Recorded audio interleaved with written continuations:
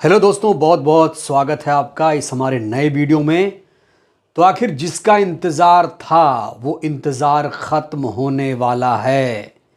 EVM को लेकर फैसले की घड़ी दोस्तों आ गई है। इसी महीने बहुत बड़ा फैसला ईवीएम को लेकर होने जा रहा है। पूरी खबर हम विस्तार से जानेंगे।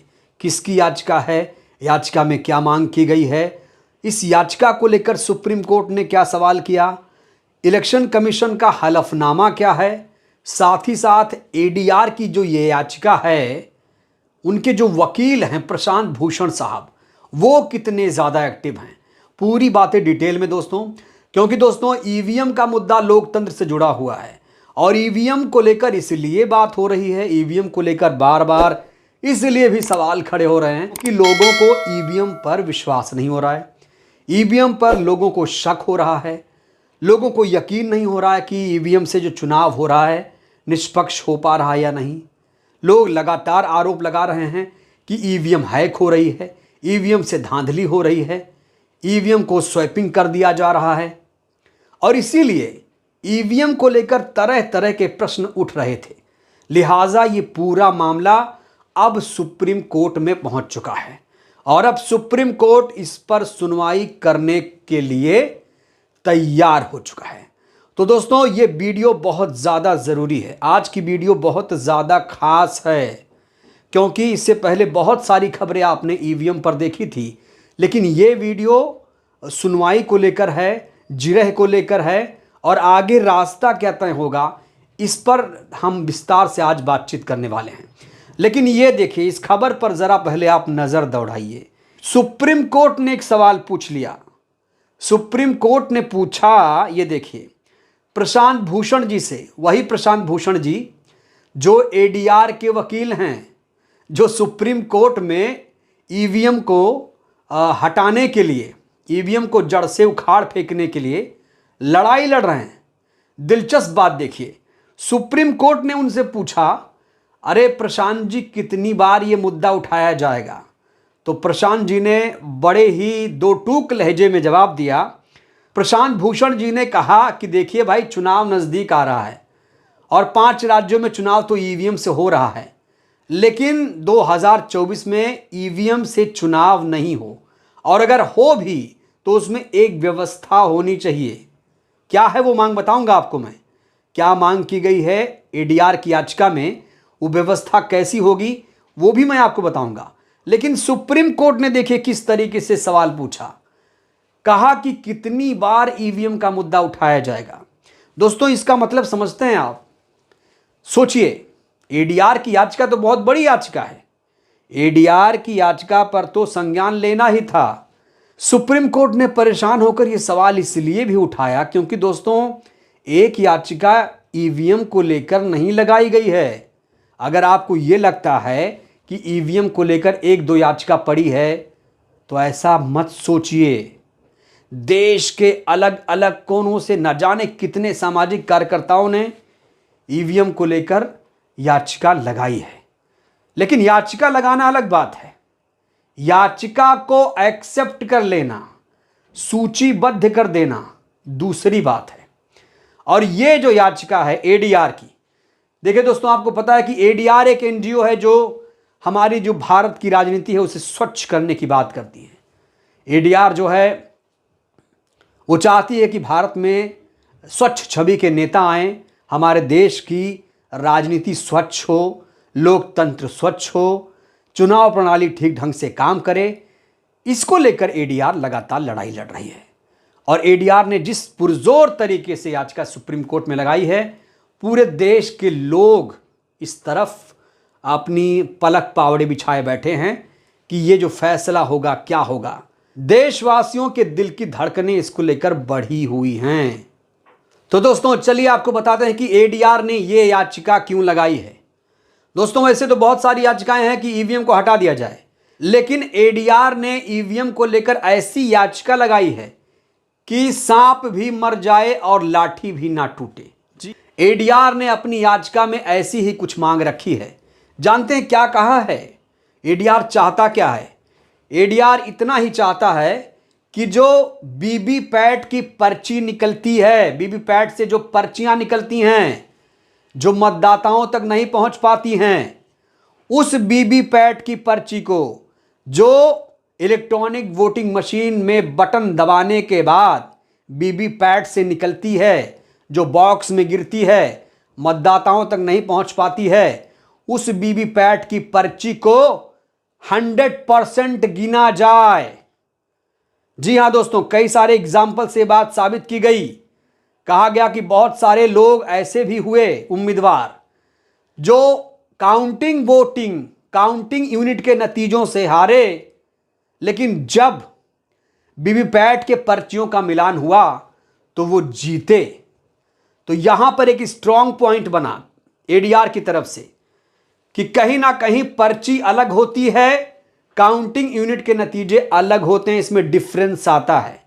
यह बात बाकायदा सुप्रीम कोर्ट में एडीआर के वकील की तरफ से कही गई है, दलील दी गई है। दोस्तों, इस याचिका का इलेक्शन कमीशन ने विरोध भी किया।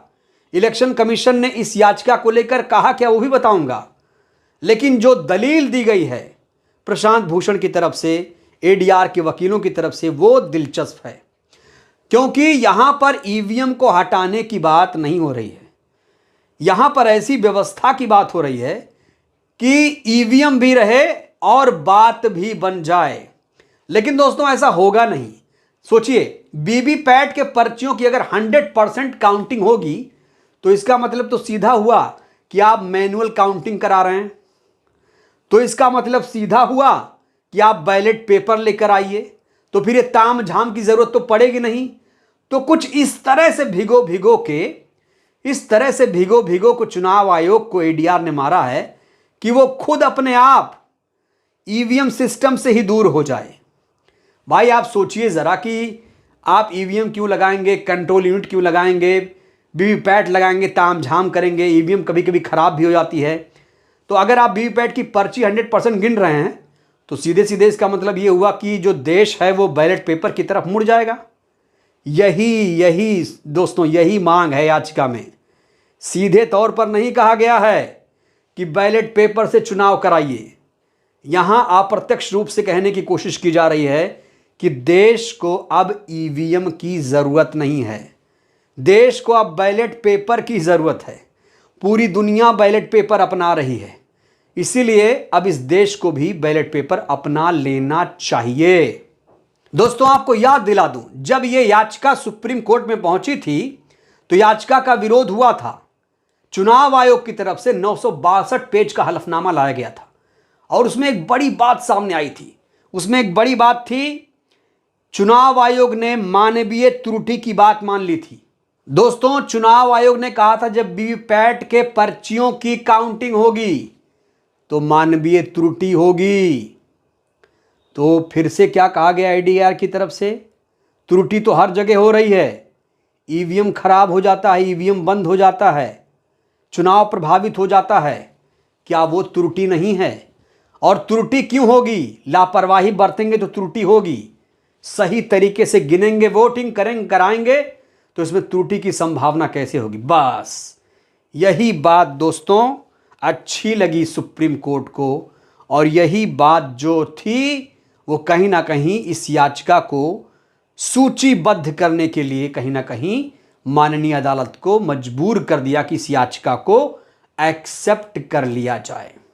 लेकिन जो दलील दी गई थी दोस्तों एडीआर की तरफ से, एक और दलील दी गई थी, वो दलील मैं आपको दिखाना चाहता हूं कि प्रशांत भूषण ने इसको लेकर कहा क्या था। जब पूछा गया था ना, प्रशांत भूषण जी कितनी बार उठाया जाएगा ये मुद्दा, तो प्रशांत भूषण ने दोस्तों कहा था कि माननीय 5 राज्यों में विधानसभा का चुनाव तो चल ही रहा है, अंत में होने वाला है लोकसभा का चुनाव। उन्होंने अदालत से ये गुजारिश की थी कि इस याचिका को निरर्थक मत बनाइए। ये जो याचिका है इसकी इंपॉर्टेंस को आप समझिए, ये मुद्दा लोकतंत्र की जड़ तक जाता है। तो दोस्तों, तमाम बहस के बाद इस याचिका को एक्सेप्ट तो कर लिया गया, सूचीबद्ध भी कर लिया गया है। इसी महीने कभी भी इस पर सुनवाई हो सकती है। हालांकि सुनवाई की तारीख कई बार आप लोग सुन चुके हैं 6 नवंबर, 3 नवंबर, लेकिन वो डिले हो रहा है। चुनावों की वजह से फिलहाल इस पे डिले हो रहा है और अब माना जा रहा है कि इस पर बहुत जल्द सुनवाई हो सकती है। क्योंकि दोस्तों आपने देखा मिजोरम में चुनाव हुआ, छत्तीसगढ़ में चुनाव हुआ, कई जगहों पर ईवीएम बंद पाई गई। यहां तक कि मिजोरम के जो सीएम थे, जब वो अपने बूथ पहुंचे, जैसे ही बटन दबाया ईवीएम बंद पाई गई, खराब पाई गई। तो दोस्तों कुल मिलाकर अब ये जो याचिका है एक्सेप्ट कर ली गई है।